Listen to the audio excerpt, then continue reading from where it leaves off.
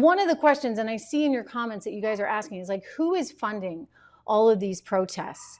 Who's funding these protests? Because it's becoming clearly, increasingly suspicious, right? I mean, you've got to wonder why this is happening at this moment in time. Let's take a quick look through at those protests going on there. Again, maybe we can just pick up some of the video that came into us from NBC or some of the other ones that have been on social media that we've been watching.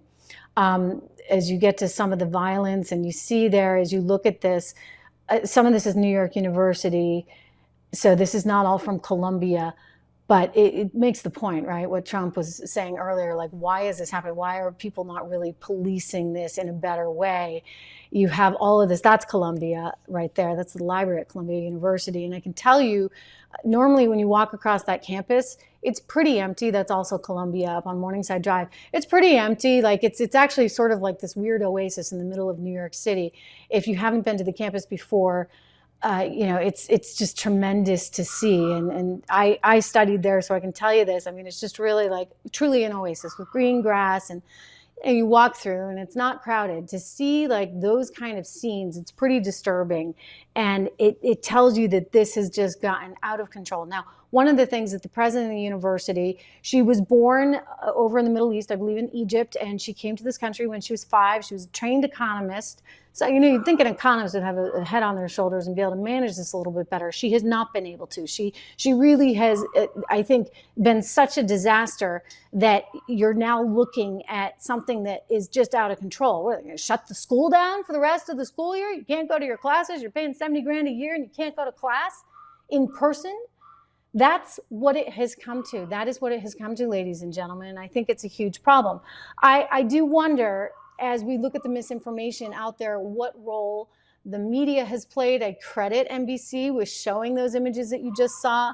I credit most of the media with doing the right thing, but not everybody's doing it. We already watched MSNBC talking to Ilhan Omar's daughter and listening to how awful it was for her. And, she's talking about chemical weapons, with the National Review shot down right away, called it something else.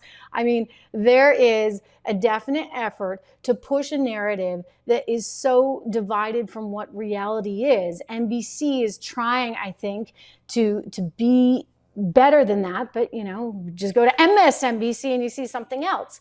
I want to share with you something that Scott Galloway, who is a good guy, I know him. He actually used to come on my Fox show a lot. He's a professor. He's a brilliant sort of tech entrepreneur, and he's also a professor at NYU. He was on MSNBC, and this is why I say it's good. Credit where credit's due. They're still giving some oxygen to the other side, and he points out that the Chinese actually may have a much larger role than you think in all of this, because they want to agitate. And they have TikTok right now, which actually serves as a vehicle for the agitation.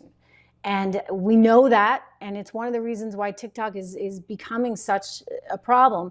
Let's listen to Professor Galloway there. And I do think there is a double standard. I walked by NYU last night. What I saw was peaceful protests.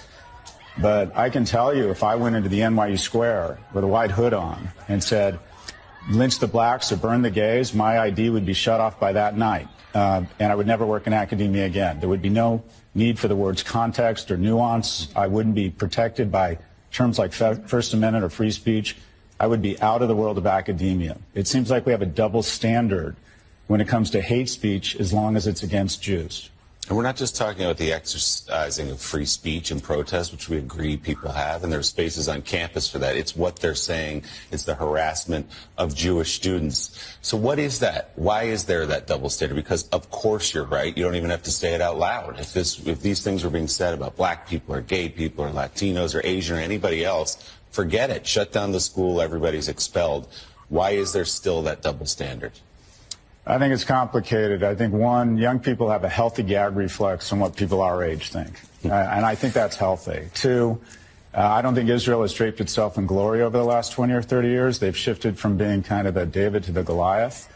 I also think that incorrectly students on campus conflate the civil rights movement with what is going on in Palestine and have digressed, unfortunately, because of an orthodoxy promoted by me and my colleagues that there are oppressors and oppressed. And the easiest way to identify oppressors is how white and how rich they are, or fairly or unfairly. Israel is seen as ground zero.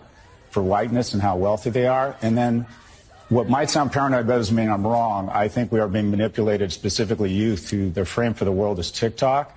And if you look at TikTok, there are 52 videos that are pro-Hamas or pro-Palestinian for every one served on Israel. I think that we are being manipulated. I think Americans are easier fooled and convinced they've been fooled.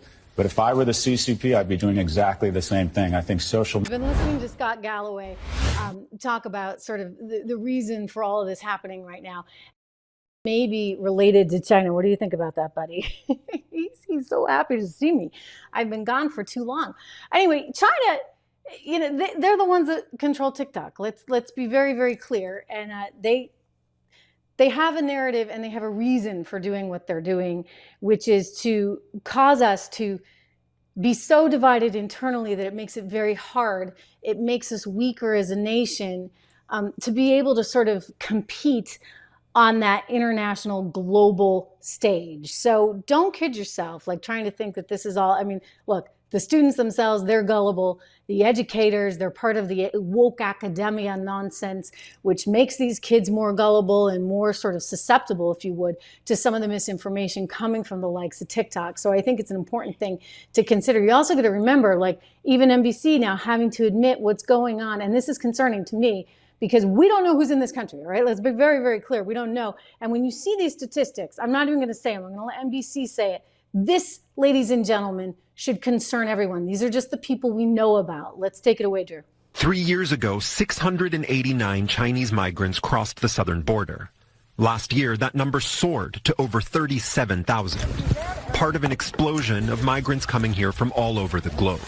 Currently, most migrants are released into the U.S. to wait often years for asylum hearings. Critics say that encourages migrants to come, and President Biden should change course through executive action. Did you see those numbers? I mean, that's something, right? We should do can we do a standstill of that graphic, Drew? I mean, those numbers are so 3 years ago massive when you think about 689, right? Just a few years ago versus 37,439. What is going on? What is going on? And again, these are just the ones that you know about, ladies and gentlemen, because these are the ones that they have intercepted. I mean, a lot of things could be at play. The normal stuff, which is that, you know, Biden held up a giant welcome sign, and that may be part of it. But I also think that you have to worry that as many people that may be coming here for the right reasons, et cetera, 37,000, I mean, is this some kind of invasion? Is this China, which, by the way, is a known foe of the United States, trying to have some influence here? I think you got to examine these questions, and I don't think you should be naive about this. I mean, 689 to nearly 40,000, those are some staggering numbers. And you need to understand it. You need to know who's here and why they're coming here. And if you don't, then you leave us vulnerable on the national security level. But hey, we're not worried about that, right? We're not worried about it because we're worried about things like Ukraine.